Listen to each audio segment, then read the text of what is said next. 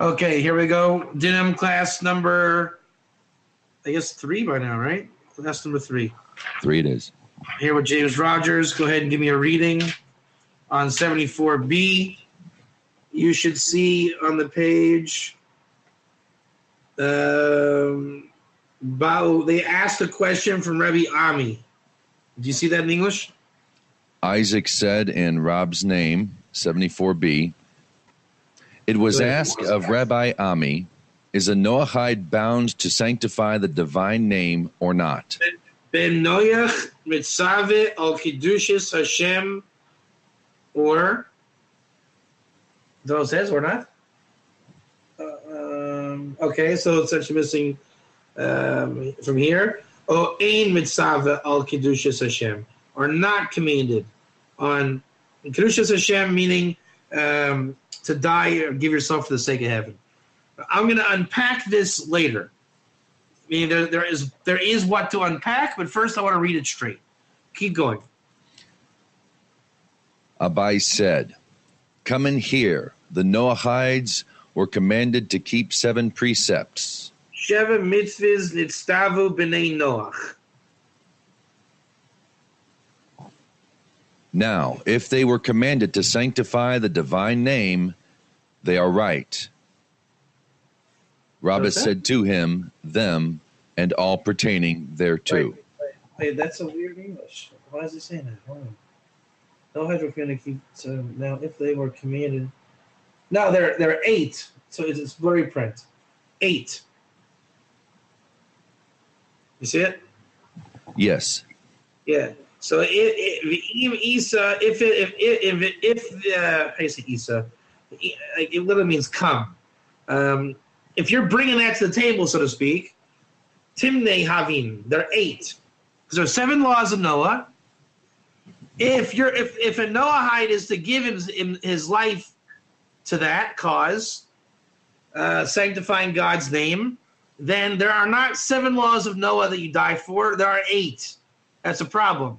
We can only have 7. Keep going. There are 8. Rabbi said to him, okay, what is the decision? Rabbi Abba said, the disciples of the Rab said, it is written in this thing, the Lord pardon thy servant, that when thy master goeth into the house of Rimmon to worship there, and he leaneth on my hand, and I bow myself in the house of Rimmon. Okay. Next page. Let me just see how that English works out. This is where the Aramaic gets thick on my side. Hold on. Rava, where's Rava? Where's Rava? Rava said to him, no, we got to go back. I think you skipped Rava. If you did, I didn't hear it.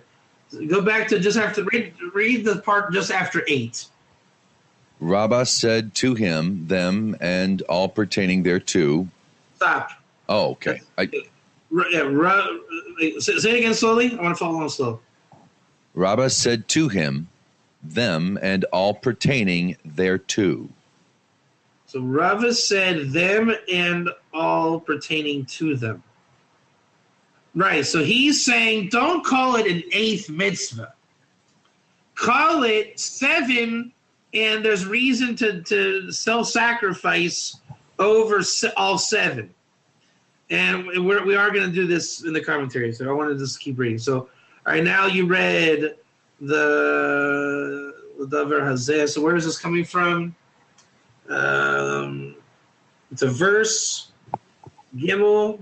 It's in Malachim, Kings 2, 5:18. What James read was Kings 2, 5:18. And then we are going to read another verse, Kings 2, 5:19. James, continue. Load the next page. Don't load it. We're going to come back to it. Just read it. There's no reason to load it. And it is written, and he said unto him, go in peace. Yeah, keep on. Now, if it be so that a Noahide is bidden to sanctify the divine name, he should not have said this. The one is private, the other public. If he should, say that again. The English is a little funny here. Say it again slow. Now, now, if it be so, the Im Isa, if it's so, in parenthesis, that a Noachide is bidden to sanctify the divine name. Yeah, that's not in mine, but you need to know that's what we're talking about. Go ahead. He should not have said this. Lo lamele. Elisha should not have said to Naaman this. Though I will unpack all this. I know we're vague here. Keep going. The one is private, the other public. Okay, so what he's saying is, you gave a challenge, yet we know that this is true. What's the answer? I know this is a total code I'm giving you. It's not supposed to make sense. Bear with me. The answer is either in private or in public. And that's where it stops. Okay. Okay, ready to get inside? That's the fog. Remember, in Mishlei, embrace the fog. We asked a question. Does a Noahide sanctify God's name in the face of a threat? I'm going to kill you, or you're going to be immoral, right? Do you give your life for that? Sanctifying God's name. Do you have to sanctify God's name? It's a question. After it's presented as a question, is it a valid question? Otherwise, there's 8 commandments, and we know there are 7. Or the answer may be, it's still 7. Each one of those 7, maybe it carries this self-sacrificing nature. So are we, if the concept exists, and granted that it exists, does that mean that there's kind of a quasi-8th? There's like more to do beyond the 7? Or is it intrinsic, the svara of in each of the 7, there's like, I don't want to say halacha, there's room to understand the scope of the mitzvah. Remember we're talking about, we want to know the scope of the mitzvah, the dinim. Is there a din to give your life for any one of the 7 laws? Or are we saying it's a general swooping question? Does the Noahide give his life to serve God? Do you hear the 2 different ways we're asking the question? Yes. Yeah? Okay. So now let's go ahead.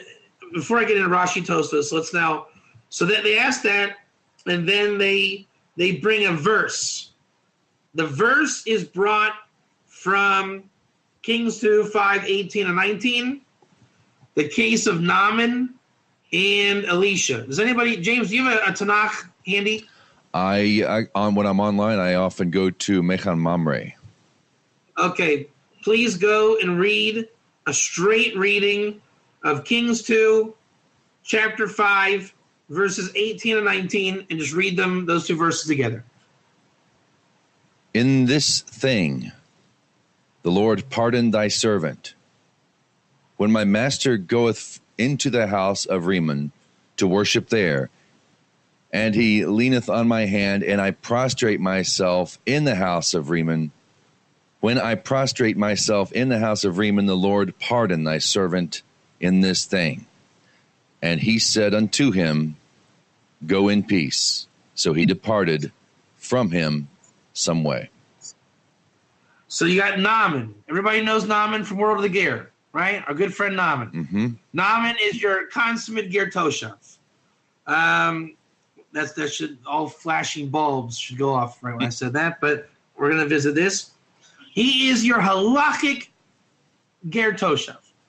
If Hulk Hogan is a wrestler in WWF, not my kind of wrestling, but then Naaman is a Ger Toshav. Classic. Cliche and classic. And he gets leprosy. He calls for the prophet of Israel. Elisha comes, and Naaman says, hey, Elisha, now that I'm a kosher Ger Toshav, My boss is an idolater. Am I allowed to prostrate, to not offend him and upset him, but I'll think about HaKadosh Baruch Hu when I do it? Elisha says, go in peace. You're ger, you got klipa around there. Go be ger and do what you got to do and live long and prosper. Don't forget about God. 1 or 2. You guys with me? So that's what we say to the answer to this question. But it doesn't seem to answer the question. So the Talmud says, okay, but why would, whatever, I don't know. But let's ask a different question, the Talmud says. Why did Elisha say, go in peace? Number one, Elisha didn't say you should rather take the sword than do what is perceivable as idolatry. 1 or 2. So he should kill himself. But he didn't say it. He said, go in peace. So maybe you don't give your life for mitzvahs. But he didn't just say yes or no. He said, why did he say to go in peace? It doesn't make sense. Like on any level. So the Talmud answers, one is in private, one is out in the open. There is when you're being threatened to do a crime in private and in front of 10 people with witness. So Naaman went in private, 1 or 2. Therefore, you don't give your life in private. But if they would have held him in town square, hey, let's taunt the Ger Toshav, then maybe there is an aspect of giving your life out in the open. Understand? So how do we understand the question? James, I'll ask you. What is I'll get that. It's called the Shakel V'Tarya. The Shakel V'Tarya of the Talmud. The give and take, the flow, back and forth. James Rogers, what's our first question? From the previous. Yeah, the whole flow of this discussion. What was our first question? What is the decision, Rabbi? First question. Go ahead. Yeah, first question. Follow along. First question: do we give our life for God? First question. Got it? Nah, I wouldn't say an 8th mitzvah. Not yet. Just first the question: do we give our life to God? 1 or 2. But if we give our life to God, or granted there is maybe to give our life to God, it's not definitive. Don't be definitive. Would that, or you could actually call that a havamina. If I had a havamina to give my life to God, can I do that? Is that possible to even think such a thought? That's the Talmud's second question. That's called a kasha smuya. The hidden challenge. Is it allowed to think that thought? Here, can we give ourselves to life and death? Is it allowable to even think that thought? With me? Why would I even think that thought? That's how the Talmud comes back. Why would you think such a thought? It could be it's an 8th mitzvah, and then it's wrong. You had a stupid thought. I wouldn't call it a stupid thought. Maybe each one of the 7 has with it the din of what you perceive as an 8th mitzvah. So there's only 7 mitzvahs. They're just bigger and more scope than you said. Okay, well, what's the answer? That's the next question. What's the answer? Okay, I hear it. What's the answer? The answer is Naaman and Elisha through 2 verses. So we see the answer is no, you should not give yourself to death. Then the Talmud says, if that's the answer,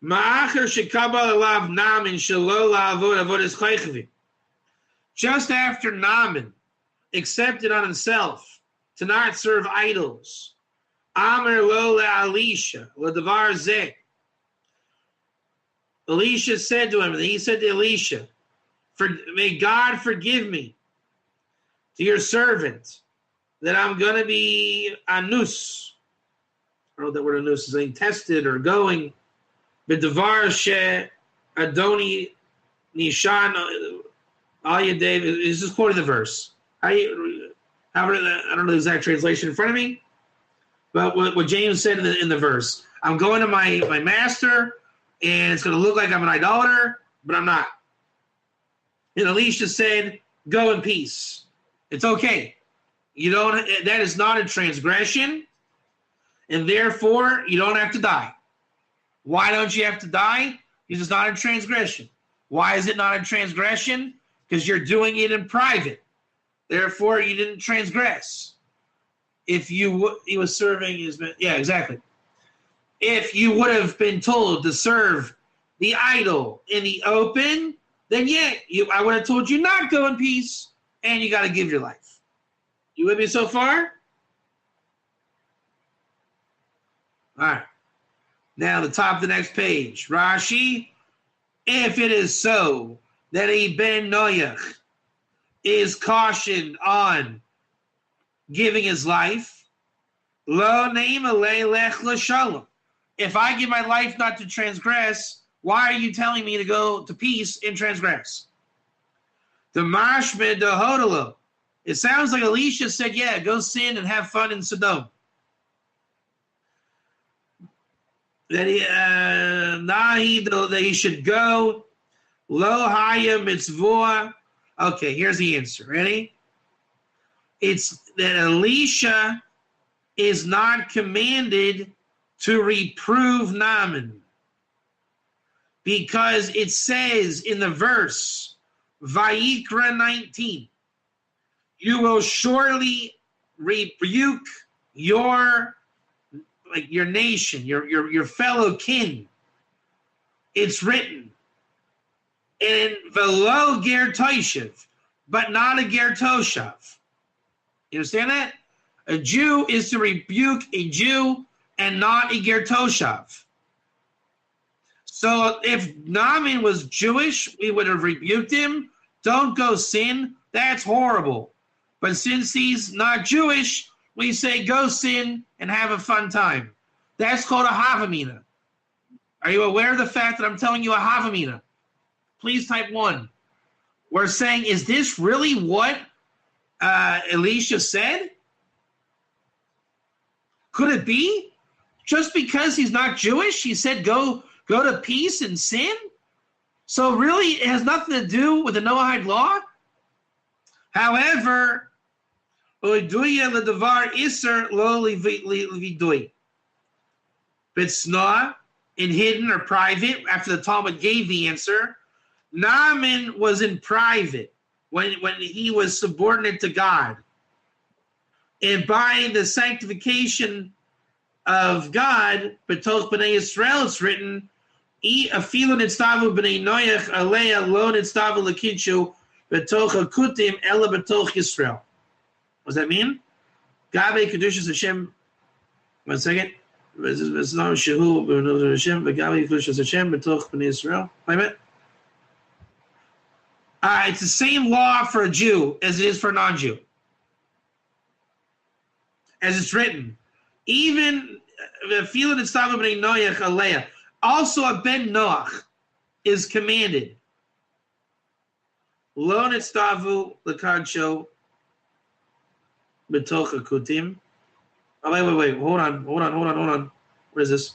Wait. Naaman mitznah hava shehu mishtachave l'Hashem. Ugabi kedushas Hashem b'toch b'nei Yisrael. Sieve.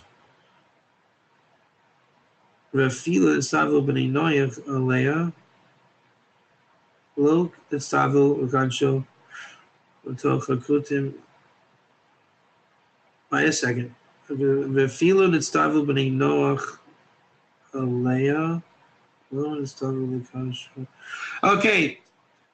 Naaman was commanded like a Jew in this. There's three categories: a Jew, a Ben Noach, and a Kuti. The Kutim are not. I mean, here it's kind of like a goy or an idolater. It's someone not really commanded. The Kutim took on. They're the Gerim Grurim, right? The Messianic Jews, so to speak. Ela b'toch Yisrael. All right, hold on. Naaman b'tzna hava shehu b'shtav l'Hashem v'gabi kedushas Hashem b'toch b'nei Yisrael ksiv v'filu nistavu b'nei Noach alei lo nistavu. No, there's many layers to this Rashi. Hold on. Lo nistavu l'kacho, lo nistavu l'kacho b'toch hakutim. Okay, that's it. Also, so the Ben Noach gives his how you say it? He's not commanded to just generally give his life. Oh man, how do you say that? There's many layers of this. This is Naaman b'tzna hava. Naaman b'tzna hava. Below hayu Yisrael. So Naaman. Okay, and I got it. That's part of the line here. Naaman was in private, and there was no Israel in Ramon. Now we got it. That he was sanctifying God where there were no Jews. Ugabe kedushas Hashem b'toch b'nei Yisrael ksiv. Ugabe kedushas Hashem b'toch b'nei Yisrael ksiv. V'filu nitztavu b'nei Noach aleya lo nitztavu l'kadsho b'toch hakutim. Okay, where there's only non-Jews, the Noahide is not commanded to sanctify God. Where there's Jews, he is commanded to sanctify God. But that's going but in public, I think it's always obligated to give your life. The Rashi doesn't bring that, but I know that's the answer. In public, you give your life. In private, the nafkamina, remember that word nafkamina? Right? We're saying in private, because Naaman was in private. Do you give your life in private? In the open, everyone agrees. In private amongst Goyim, no. In private amongst Jews, yes. Naaman was amongst non-Jews, the Kutim.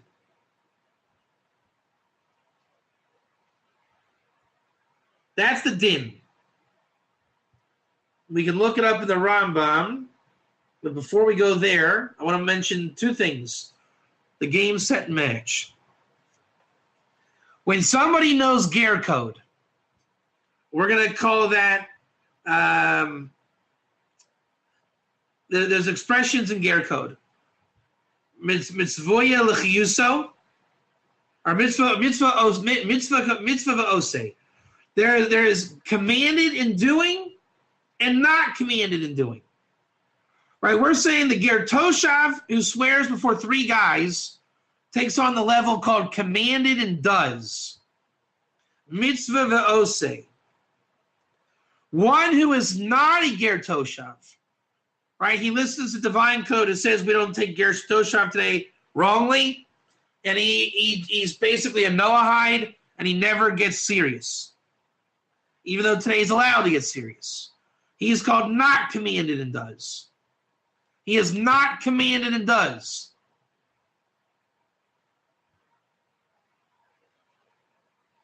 Here, what we're saying is Ben Noach mitzaveh al kedushas Hashem o ein mitzaveh al kedushas Hashem. Now the question got three-dimensional. We're saying a Ben Noach who's commanded and does. right? He testified for 3 guys. He's a full-fledged Noahide on the highest level. Does he have to die now on Kiddush Hashem?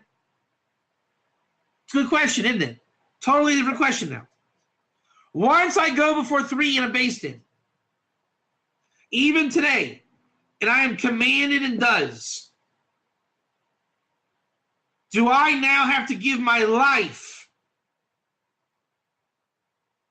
And if I give my life, what's the din? Meaning, do I give my life in private amongst Jews? The whole, the Kutim? Like what? To what extent? What are my options now? Do you hear the questions in din now? What are my options? What do I do? Or, Ein Matzave al Kiddush Hashem. What if I'm not commanded in doing? I'm not commanded in doing. Do I now have to give my life? So see how they're 2 radically different points of view. I'm commanded and I do. Do I have to give my life? And to what extent? But if I'm not commanded in doing, what level does self-sacrifice play a part in my life? Not because of the law of self-sacrifice, because I'm not commanded in doing. So do you see how the ikr changed? The subject changed. The thrust changed. It has nothing to do with self-sacrifice. If I am a Ben Noach commanded in doing, does that carry even this level of observance that I'm like seriously religious now? And if I then refrain from that being level of observance, am I still, by being a kosher Noahide, really serious and religious? How much religion do I have to go? Based on if I'm serious or not serious. And if I am serious, and I'm serious because I accepted the 7, why would I have to do an 8th mitzvah? We know that there's only 7. Russell Kirk will tell you 7 plus 1 equals ger. This is the source of that. But how do you resolve that contradiction? Or maybe there's not an 8th or a whole other mitzvah because I'm commanded in doing. No, and ger Toshav can take on more laws. So this is one new law amongst many I can do, right? I'm 7, I'm legit, and I want to maybe I have to do another mitzvah now. Maybe ger Toshav means I have to do more mitzvahs. You hear the questions? 1 or 2. Or maybe 7 is 7 is 7. I don't want to do any more mitzvahs. I'm not Jewish. And maybe that means that I have to really be serious about my 7. So if I get a death penalty, not like Din Yisrael, because I'm not a ger Toshav, I'm not commanded in doing, therefore should I uphold God's honor if you get me to sin? So the answer, you hear now how all the questions are about now? That right now we are in din flux. The dinim now are going everywhere. Do you see how the dinim are out of control? What is the din? The reason why you're out of control is not because of the question. The answer is, what kind of ger are you? That's going to be the final answer. What kind of ger are you? The answer is Naaman. Naaman is commanded in doing. How do I know that? He's a ger Toshav. So thereby we're saying, does he have to give his life? And Elisha said, apparently you should go sin. We say, really? That's kind of strange. This hardcore from ger Toshav, he can just sin like that? after commanded and doing? The answer is you are commanded and doing, you're going to a place that's not called sin. If it was a place called sin, you would have to give your life. So the ger toshav has to know what kind of ger am I, and then he has to know, as a ger I am, where am I that I am a ger? One or two. What kind of ger am I? Where am I as a ger? Am I a ger here? Or am I just a person? I.e., is there din shel ger toshav here? Or is there not din shel ger toshav here? You are not a ger toshav. That is a status. There is no such thing as I am a this or that. It's coordinates and algorithms. I am standing here with idolaters. Where am I? Who am I? Well, I did go before a beis din. I am standing before idolaters. What am I right now? Am I a ger toshav who could be sinning, or am I Bob? Etc., etc. Exactly. What is the situation? And it is not, am I a ger toshav or am I not a ger toshav? It's saying, what is the din to me? Do I have din Yisrael as a ger toshav? Do I have the din of a ben Noach commanded in doing? The din of a ben Noach not commanded in doing, based on what I had previously done, etc., etc. The din is your brain thinking in real time, what does the Torah demand of me? James Rogers, before you leave, what's our big problem here? The question was, does a ben Noach give his life for God? That was the unrefined question. Then we opened it up, did we not? We answered it up, did we not? And what was the answer? Naaman went and did what he did. Huh? A ben Noach, does he give his life? And you answered the question with the ger toshav, thanks to Rashi. Thank you. Another case of a ben Noach question in Dinim learned out by ger Torah. End of quote. What do you think about that? I like it. I like the story. That's it. The ger toshav gives contrast in 3 dimensions to the question. If you don't know ger toshav, you don't understand the Talmud's question. Mitzvah al kedushas Hashem. That's a ger toshav. What we're saying is, do I have to be a ger toshav and then by act like a certain way of a ger toshav? Or can I be a Noahide and yet still have din shel ger toshav in my life? Once you have those coordinates, oh man, it's endless. There's so many dots you can connect in each way. And the halacha is in the Rambam. Let's go ahead and look it up real quick before you go, if you don't mind. Daled Rambam, chapter 10, Hilchos Malachim, 10:2 and Hilchos Malachim. And I wanted to do this last week with the halacha, but I didn't. I hope you'd learn it on your own time. Here we go. We learned it. What does the Rambam say? What's the din in 10:2? A ben Noach who is forced or pressed to transgress one of his mitzvahs, he is allowed to sin.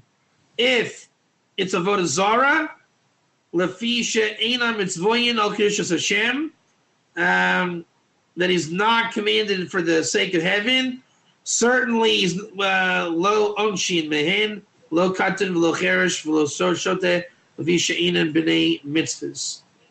People that are not b'nei mitzvahs do not have to give their life. So feeling there's a lot of lefi she'ena mitzvoyin. 1 second. Ben Noach shasu lavor al chas mitzosav mutter lo lavor lefil. Yeah. So everybody is allowed to sin. A ben Noach. And the question is going to become ben Noach here is not ger toshav. As we learned, it's not that clear. So Rambam is poskening Let me just double check. It should be the second opinion, not the first, i.e. not like Naaman. And the answer is exactly. The Rambam is going the law according to the Noahide.